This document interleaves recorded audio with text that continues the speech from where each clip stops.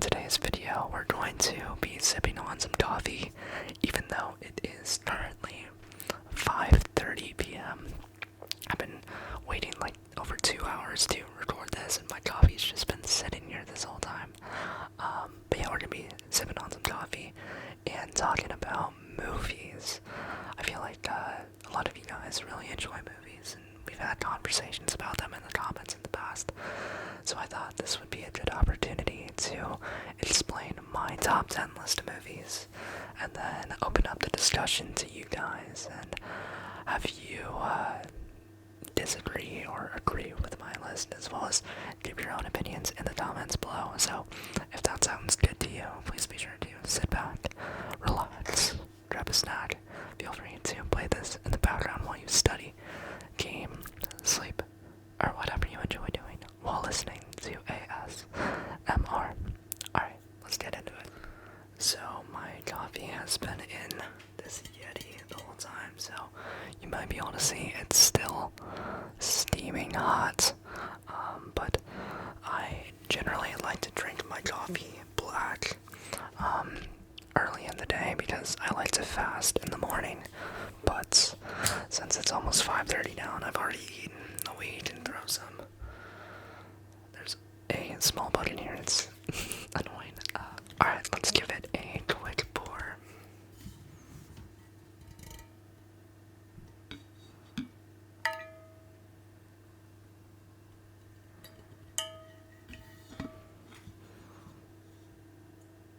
It might be a little bit bright for you guys. I think that's plenty. I actually probably put way too much in there. I gotta stop looking. I was trying to get some sounds. Okay. Now let's stir this guy up.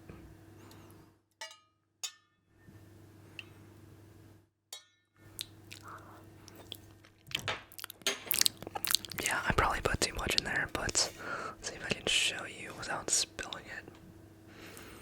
Okay, that's what we're working with. I usually drink Pete's coffee, and I love coconut creamer, but I also really like French vanilla. Those are two of my favorites. Okay, so let's take a quick sip. This is the first caffeine I've had all day, and I'm honestly super excited for it.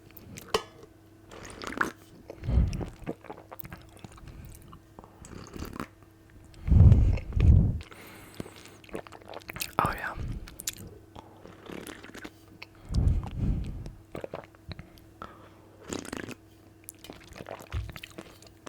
Okay, and we'll sip on that throughout the video. I also wanted to light a quick candle in here to set the mood. This one is the same as last video. White mahogany and pumpkin. For some reason, it's like really bright, so you can't really see that, but you guys can trust my word for it.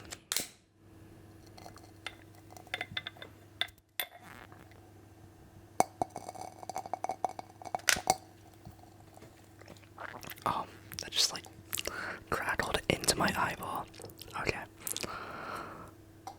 Looks absolutely scrumptious. Okay, I'm gonna put this behind me. I'll be right back. Okay, before we even get into my list, I look so bright on the finder right now. I hope I don't look crazy white right now. Before we get into my top 10 list, I want you to go in the comments below right now and either guess what you think my top 10 is, which is gonna be impossible, you're not gonna get it, or drop down your own list in the comments below, and then listen to mine and see how ours compare. Okay, so my list is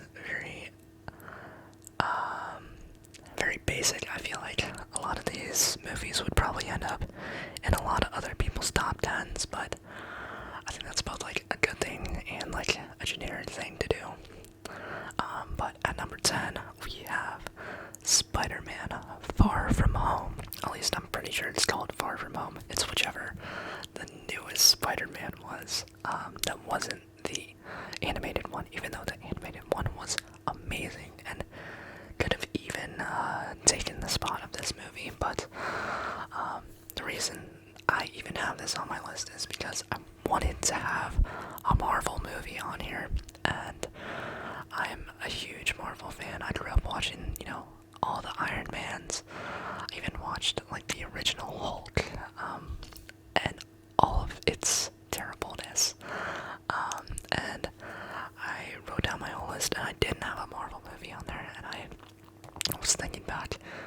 what my favorite Marvel movie is, and I gotta say it's Far From Home. It's I watched it like on opening weekend. I went with a few of my friends, and it was in a packed theater, and that was like the most raw emotion I've ever felt watching a movie. And this could even probably go higher on the list. Just like when Andrew Garfield first popped up on screen, when Doc Ock first came on screen, when Tobey Maguire first came up on screen, the crowd erupted. And it was such like a visceral feeling of like pure joy and happiness. And this is one of the few movies from the past few years that's like made me tear up. I was a huge Amazing Spider-Man fan. Andrew Garfield and those first two movies, like Electro was one of my favorite villains of all time.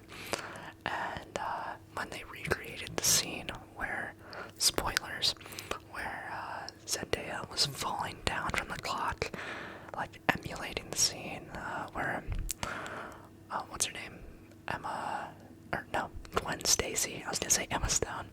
When Gwen Stacy fell down the clock, and then Andrew saved Zendaya, I started tearing up a little bit, and that was such a good scene. So yeah, I have it on here because I needed to have a Marvel movie on here, and it's probably my favorite one from recent years. Okay, at number 9 we have Django Unchained. This is my second favorite Tarantino movie. I have 2 on the list, and you'll see the other one very soon. Django Unchained was such a good movie. I loved DiCaprio's villain. Yeah, he's a villain in this, and Jamie Foxx just had such a good performance. It was very raw, and it didn't hold back on, showing the realities of, the slave age. That sounds so weird. The slave times, and as well as like adding some comedy to it and lightening it up, while also showing how brutal it was. Yeah, such a good movie. It was just over 2 hours, and it felt so short. It was such a good movie. I honestly haven't seen it in like a couple of years, but I'm just going off of memory. It's absolute fire. Okay, number 8 is a movie I really haven't seen in a while, but still haunts my memories, and it's Nightcrawler. This movie had Jake Gyllenhaal in it, one of my favorite actors. Nightcrawler is like, if you haven't seen it, it's a movie where I forgot his name. I haven't seen it in so long. But where Jake Gyllenhaal's character is basically a news capturer. He's not a reporter. He's one of the people that goes to different crime scenes, different, like murders and different crimes as they're happening, and records it with his camera, and then he sells that footage to the news reporters. And basically, like, the climax of the movie is where, he got a tip about a murder that was going to happen, and he showed up there, like, right after it happened, before everyone else.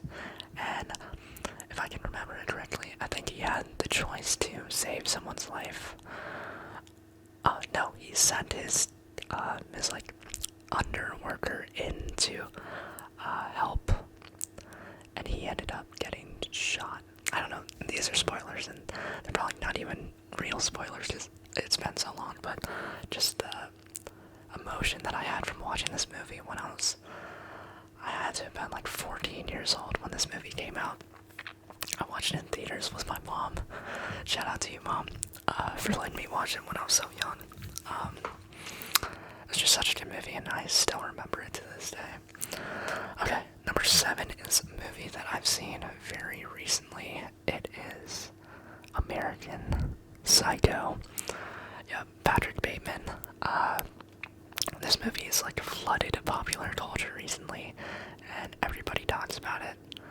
Sorry, there's a plane going by right now. everybody's talking about it, and I had to watch it. And after I did, it kind of shocked me at like how much I enjoyed it. I thought it would be like really cheesy, really like I don't know, just off-putting. But you know, as cheesy as it was, like it was meant to be like that, and it was supposed to be like satire or like a parody of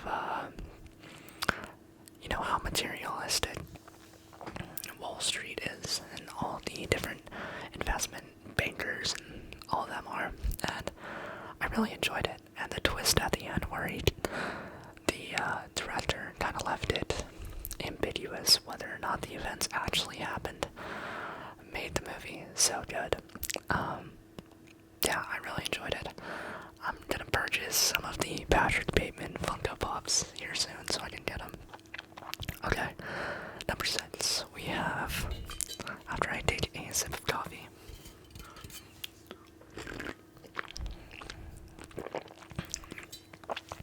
number 6, we have Parasite. Parasite. Another fantastic movie. This one was one that I watched during quarantine. I went on just like a binge of watching, you know, a ton of random movies, and I heard about this one, and it was a Korean movie, so I wasn't expecting very much of it. Not because Korean movies are bad, but this was like the first one I'd ever seen. Since then, I've watched a bunch more, and yeah, A24 makes great movies. I think A24 made this. I could be wrong. Did A24 make this? I don't know. But Parasite, I don't want to explain like the whole plot, but if you're into kind of like, there's another plane going by.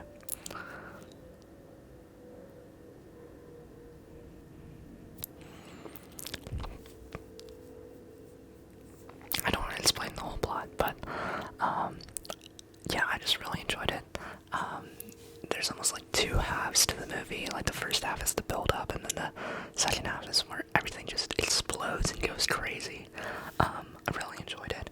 Really cool concept, really cool like twist towards the end of it.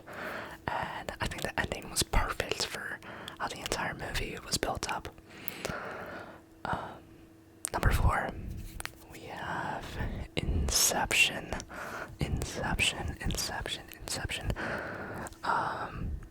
One of 2 Christopher Nolan movies. Christopher Nolan made this movie, didn't he? I think he did. Yeah, he definitely did. Yeah, Inception was another movie I watched during quarantine. Just the visuals of this movie, especially for like how long ago it was made. It wasn't made that long ago, but the visuals in this movie were outstanding. And you know, as crazy as the story seems to most people, I didn't find it that hard to follow. I've heard Tenet is like even worse. Like Tenet doesn't even make sense, but I haven't seen that yet, so I couldn't tell you. But just the visuals and the character building in this movie was amazing. Leonardo DiCaprio's character, Joseph Gordon-Levitt, and who else was in that movie? Ellen Page. I think she has since transitioned to, I forgot his name, but he was great in that movie too. But yeah, the visuals were amazing, the story was amazing. I can't say really anything bad about that movie. Number 3, we have Interstellar. This one used to be number 1 on my list, and Inception used to be number 2. Interstellar, another Christopher Nolan movie. I can't wait to see Oppenheimer. It comes out next week. Interstellar, absolutely amazing story. The characters, it makes you feel so emotional when Cooper had to leave Murph back at home, and then I'm not gonna spoil it in case you haven't seen it. Somehow you haven't seen it, but the soundtrack for this movie was insane. Hans Zimmer went crazy, and yeah, just the story was beautiful, beautiful. I hate Matt Damon, by the way. Number 2, we have Whiplash. Whiplash. This movie really, I guess, like, motivates me at the same time as, like, giving me a reality check.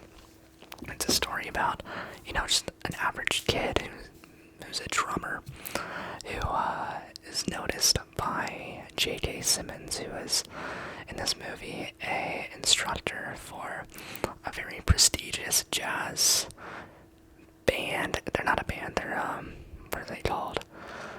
I don't know, there's just like a group of like jazz performers that like perform professionally. I forget the word for it. It's not like an orchestra. Or is it an orchestra? Maybe it is. But J.K. Simmons basically invites Miles Teller, who was the main character in this, to perform in his band, and throughout the movie he's like playing mental warfare with him. Like he screams at him. You've probably seen a lot of clips of it. And then the ending scene to this movie was so satisfying and so what's the word?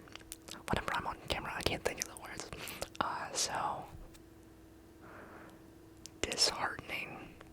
Because, like, in the end, J.K. Simmons' character kind of won, and he broke this drummer, and he ruined his life, but he achieved greatness.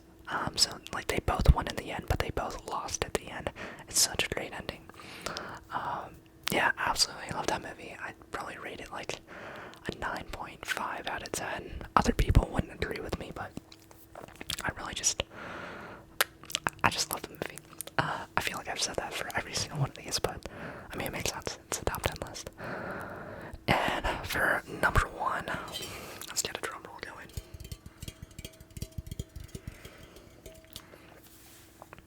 I want you guys to take a guess right now what you think my number 1 favorite movie is.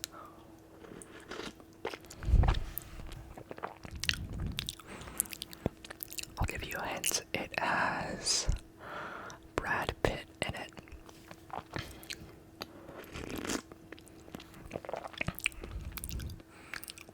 And it wasn't made in the past 20 years. Do you have your guess? Okay. 5, 4, 3, 2, 1. My favorite movie of all time is, at this current moment, Fight Club. Yeah. My favorite movie is Fight Club. I watched it probably like 7 months ago at this point for the first time, and since then I've watched it like 3 more times. I don't know why I enjoy it so much. I think it's because, I can relate to the main character in a few ways, and, it's based on a guy who's living basically in the rat race, and he has no challenge in his life. He's living the same monotony every single day. I mean, he's going to work, drinking his coffee, sitting at his desk for 10 hours a day, going back home, not being able to sleep because he didn't do anything meaningful the whole day. Then he wakes up with very minimal rest, repeats the same thing every day, and then this lack of sleep creates, like, spoilers, creates like a second schizophrenic version of himself, who is Tyler Durden, Brad Pitt in this movie. And just the fact that just the entire concept of the movie is amazing. And there were so many points throughout the movie where I was like, this dude is literally me.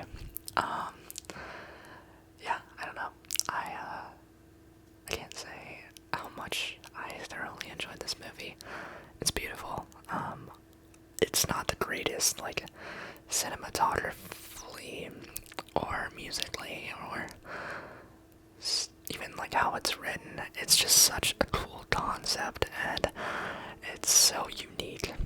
But yeah, that's my top 10 movies of all time. Let me know if you guys have a similar list, and please put your own top 10 list in the comments below. I'd love to chat with you guys about it. But yeah, that's going to do it for today's video. If you enjoyed it, please be sure to drop a like as well as subscribe. It really helps my channel out and shows it to more people such as yourself. If you enjoyed this, I already said that. As always, have a great rest of your day, afternoon, or night, and I'll see you all very, very soon.